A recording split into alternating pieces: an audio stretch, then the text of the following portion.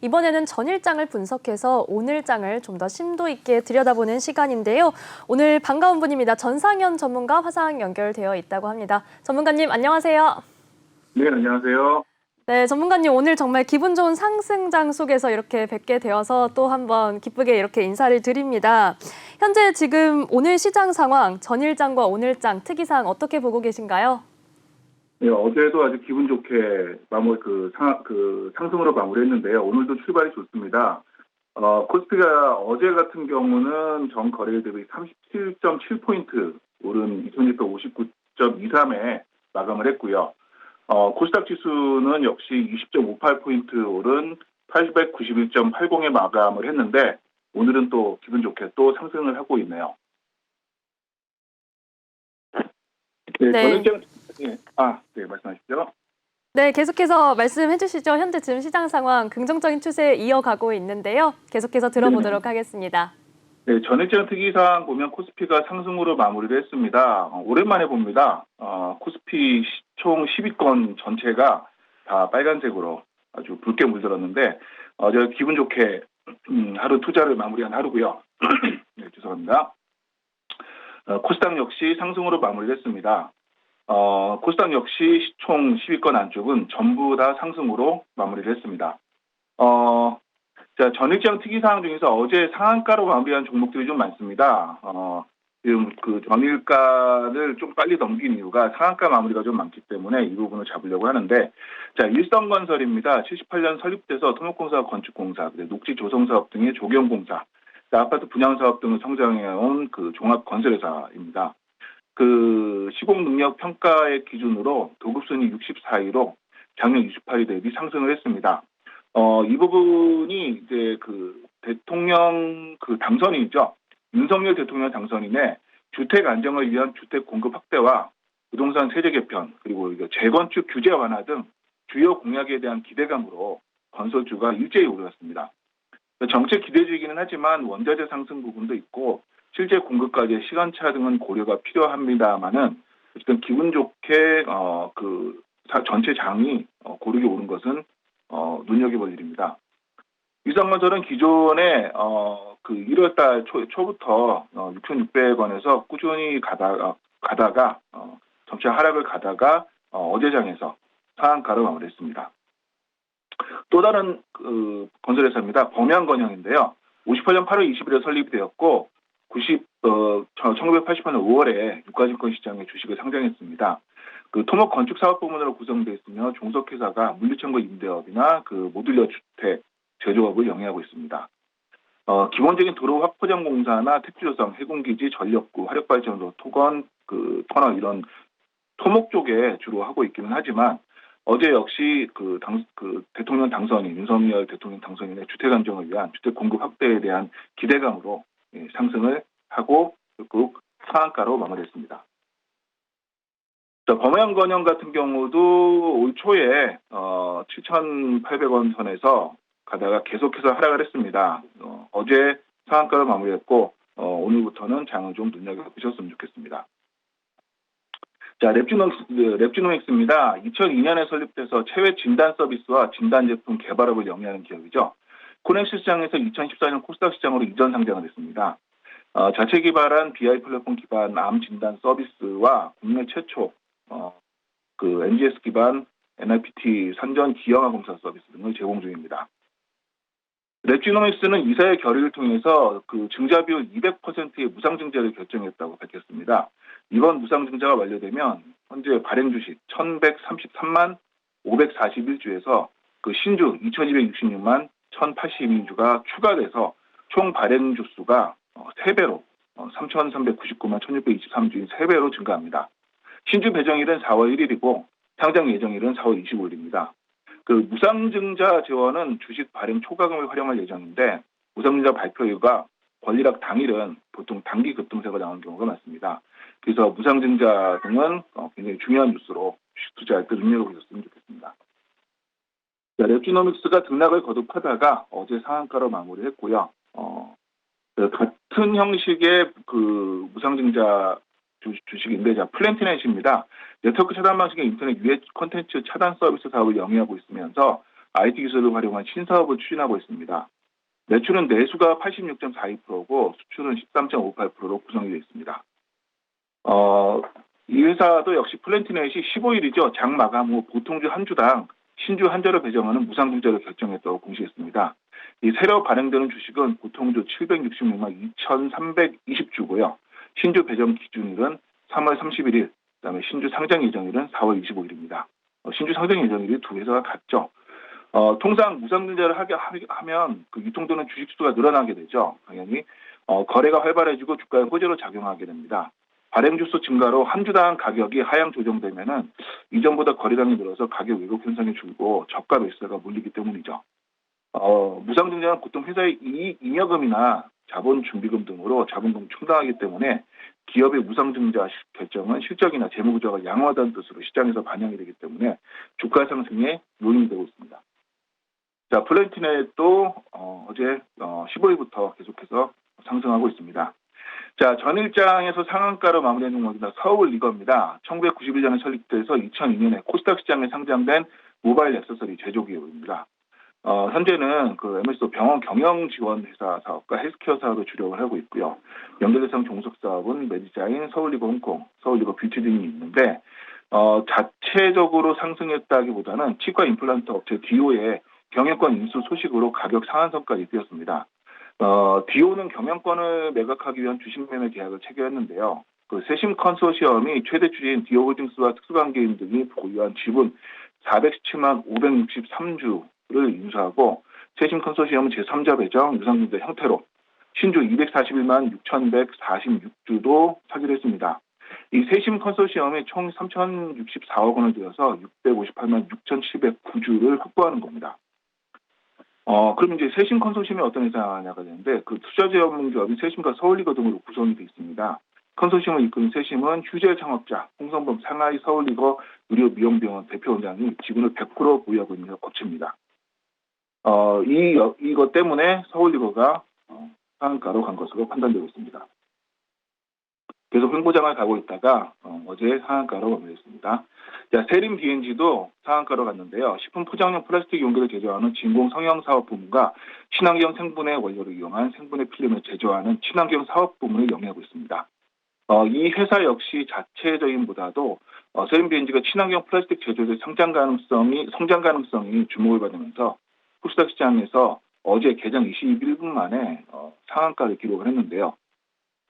지금 기업 인수 목적 회사 스펙이죠. 하나플러스 제1호 스펙이 포장용 플라스틱 성형 용기 제조업체 세림베이지 흡수합병에 따라서 변경 상장이 됐고요.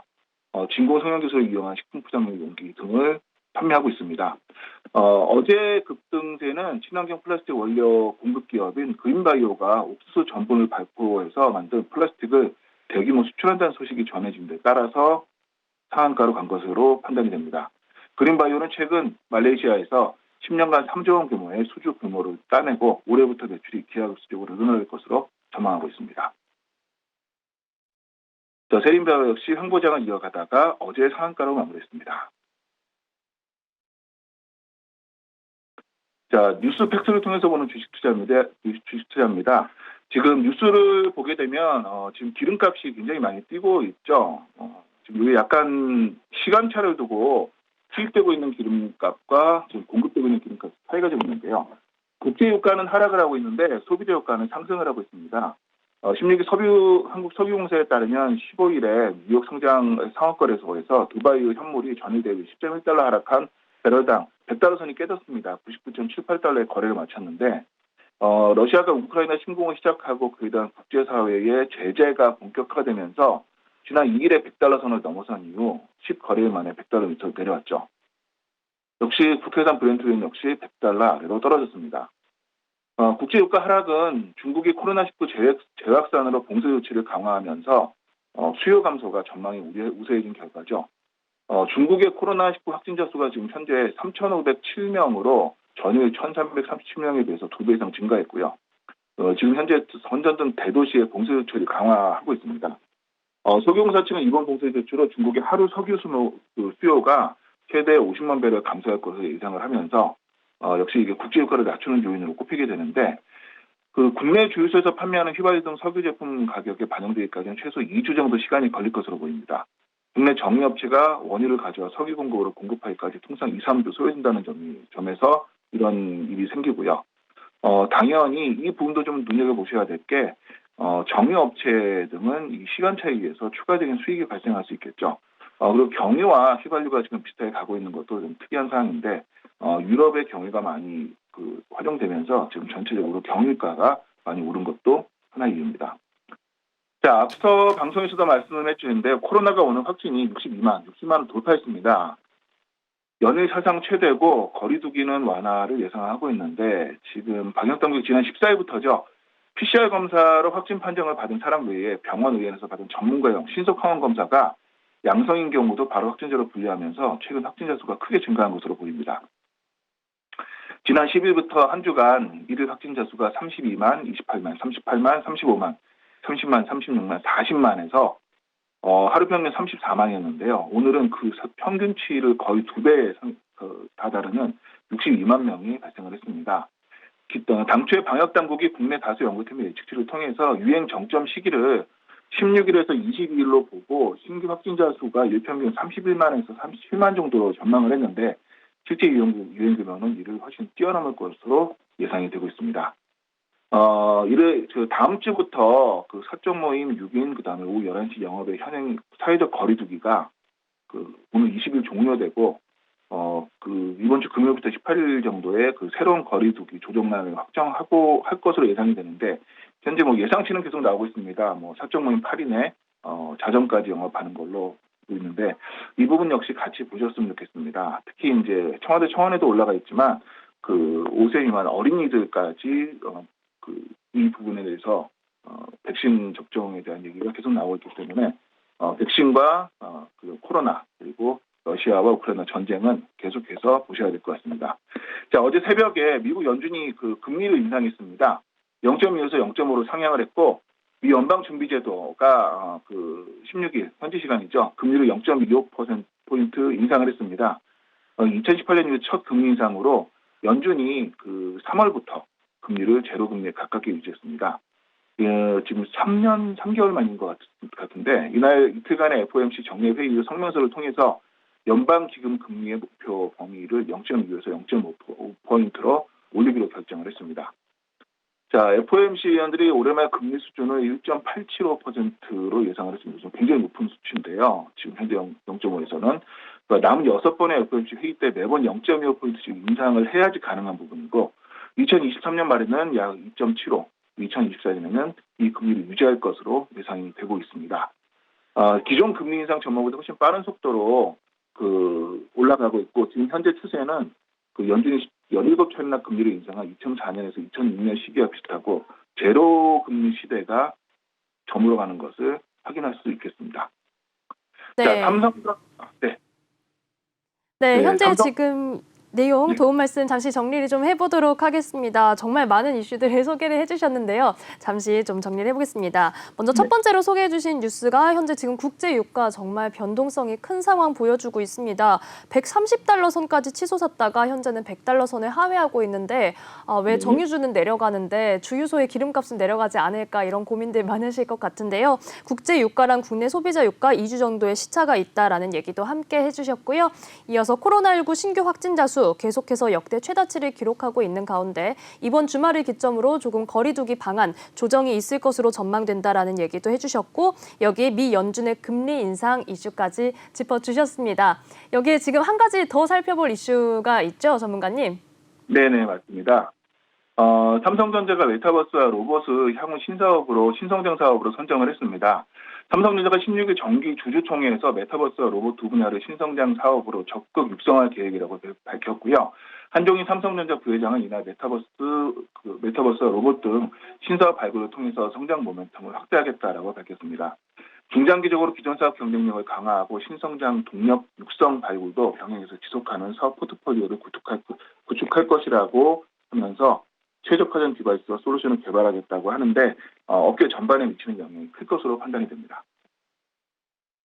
현재 지금 마지막 뉴스까지 또 소개를 해주셨습니다. 삼성전자 주총에서 이 로봇 관련된 이야기 나와서 정말 로봇 관련 테마 날아가는 그런 모습을 보여줬고요. 여기에 뭐 메타버스까지도 함께 상승을 하고 있는 것 같은데 그러면 자 이런 뉴스들 속에서 오늘 개별 종목으로는 어떤 종목 살펴보면 좋을까요?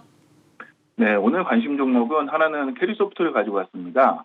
2014년 10월 유튜브 캐리어 장난감 친구들 채널을 시작으로 어린이 방송국 캐리TV로 성장한 어린이와 가족 콘텐츠 IP 전문 기업이죠. 최근에는 영어, 중국어, 한국어의 3개국어로 제작이 되고 있고, 유아용 교육 쪽에서 상당히 강세를 보이고 있습니다.